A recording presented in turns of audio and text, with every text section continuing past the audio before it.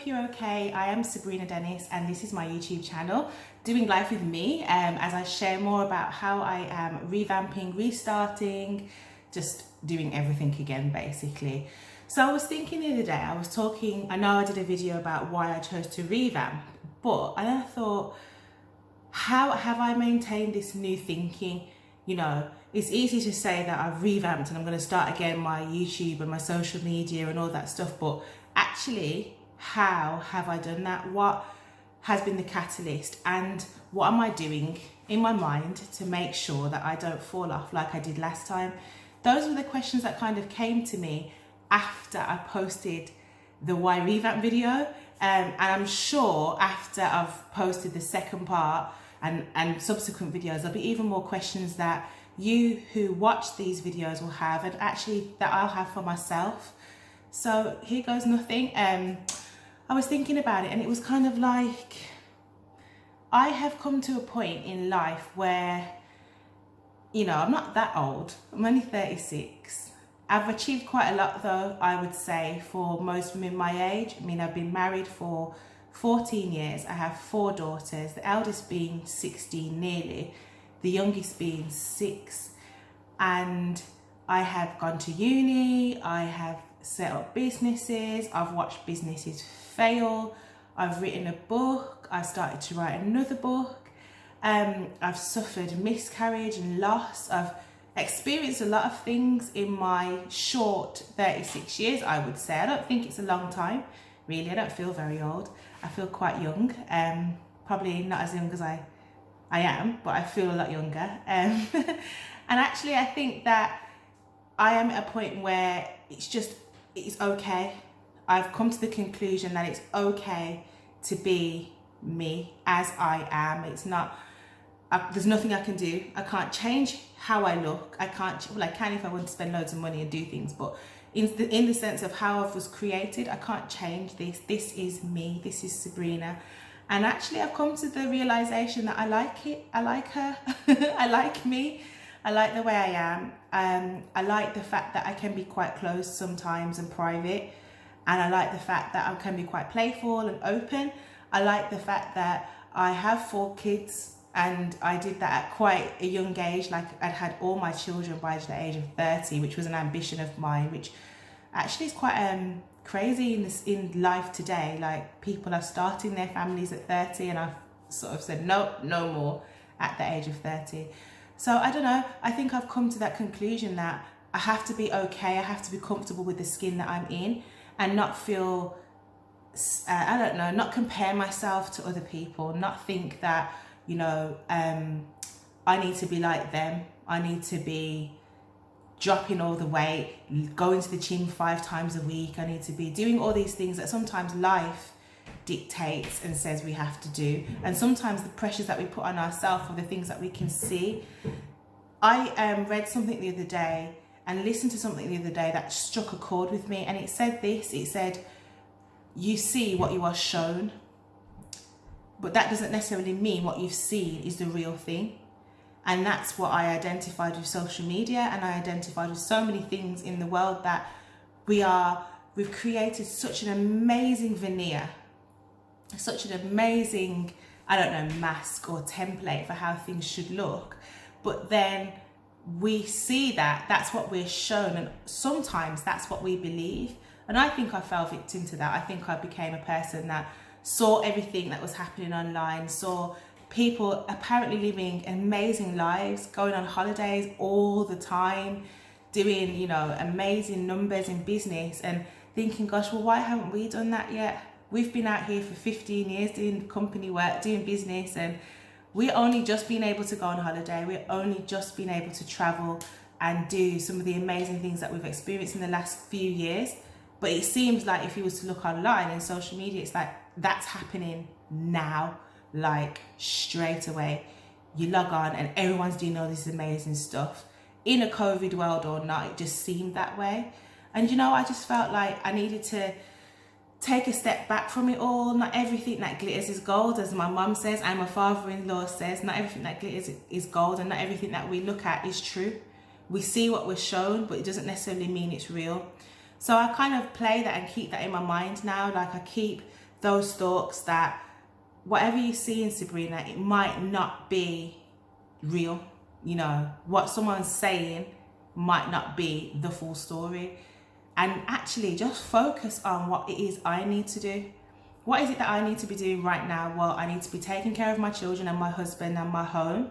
I need to be remembering to pray and serve God, as is my faith. And I need to actually focus on my purpose, which is inspiring other women through real life, being honest, but also through the company and the work that we do. And sometimes you can get distracted from that and just get a bit like weighed down by the forces that are out there. These invisible forces that push us and pull us into places that we don't always realize we're pulled into. So yeah, what else have I been doing? I've been thinking a lot about what the future's gonna hold. We're in 2020 and it's a COVID-19 world right now, a COVID-19 pandemic, and I never saw that coming. I don't think anybody saw that coming. Like, if you saw that coming, you should be a millionaire by now. Like, you should be really doing well. But I didn't. None of us did, and it's took its toll on us in different ways. So our children haven't been at school. You know, we've had to work from home, which we work from home anyway. But with the girls at home, it's been a real big thing, and it just highlights the fact that you've got to live for now. You've got to live your life on purpose right now. Whatever you're supposed to do, you just need to do it, because this situation has caused us to be forced into living in a way that we're not accustomed to. But for us, it's forced us to really, I don't know, enhance what we've already been doing in terms of how we spend time with our children and what we do with the girls on a weekend, what we do in a weekday, how they can learn anywhere, not just in school. Just enhance every opportunity. It's encouraged me to spend more time with my family. You know, when you can't see people and they tell you you're not allowed to go outside, outside's cancelled. You can't go and meet people. You can only go out once a day, the beginning of the lockdown, once a day, not to mix with anybody apart from your people that you live with. And, you know, my parents, my dad doesn't live far away. My mum lives up north and my brother lives down south. And my sister's recently moved back, so she was trying to navigate a new life. And how can you all of a sudden not have the opportunity to see them when ordinarily you're able to do that all the time? When that's taken away from you, it causes you to stop and reflect and rethink and just examine what you've been wasting time doing. I've wasted time worrying about things that I can't change. Like, you know, are my children going to do well in school? Well, I don't know. They're going to have to work hard. I'm going to support them. But that's all I can do. I've worried about that though. I've worried about the fact that, you know, how will this impact them? I don't know. I don't know. So I'm worrying about things that nobody knows the answers to. I'm sure lots of people are, but I've just told myself in recent days that you've got to focus, you've got to reset, we've got to reassess, reevaluate what it is you want, and actually use this opportunity in this time to rebuild and design and create the life that we want.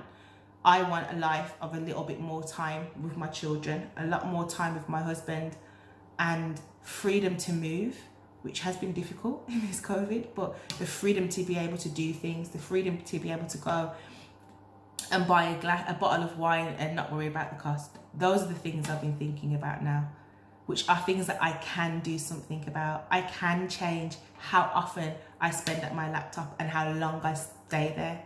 I can change, you know, what we do with my husband, whether we do date nights or whether we just ignore each other in the house. Those are the things I've been thinking about, and it's really been an interesting journey. The beginning of the lockdown period caused me to think about our marriage a lot. We were coming up to our 14th year anniversary, and I was thinking about, gosh, in these 14 years, how many things have changed? Well, yeah, we've grown in size as a family, but what have we done for each other? And how much time do we spend investing in one another? And it was a deep question. Like, have I invested enough time in my relationship with my husband because we get sidetracked with the children or we spend more time working? And I didn't like the answer. So even in just the reflection of why I revamped, it's not just my social media revamped, it's everything. I spend so much more time with my husband now because anything could happen, couldn't it? It sounds quite morbid, but when you think about it, anything could happen. And how would I feel that, oh, I didn't put down the computer, or I didn't start recording the video, or I put the children over him when actually he should have come first in that occasion, or whatever. So I did. I've invested in these amazing conversation cards for married couples, and oh my gosh, they're so deep. There's one that's titled Talk, and they're just like general conversations. There's one that's titled Flirt. So in case you forgot how to flirt with your husband, this will teach you how. And there's another one called Dare, which is very raunchy and it's very intimate, but it's brilliant for a relationship where you just want to take things to a deeper, higher level. So yeah, it's been a journey. There's so much more to come. My mind is constantly being renewed and revamped. Not just online, but internally. I'm always thinking now, how can I be better? What can I do better? And how can my children have a better mummy and a better life? So those are better things to worry about than the things I can't change, you know, like when's COVID gonna stop? When's it gonna go away? Can you tell me the date COVID goes away? Nobody knows. But yeah, so that was one of my quick journal diary entry type videos. I'm thinking I'm going to do these a bit more because actually I think I'm not the only one thinking about stuff like this. I wonder how everyone else is doing and what you've been doing. If you've been revamping or changing anything or thinking about it, what have you done and how are you maintaining that? I would love to know. Drop it in the comments or share with me on social media. And thank you to everybody who's responded to my videos and to everybody who's responded to the things I've been sharing and saying. Greatly appreciate it. I'm glad it's helping you. But yeah, I'll be back again soon.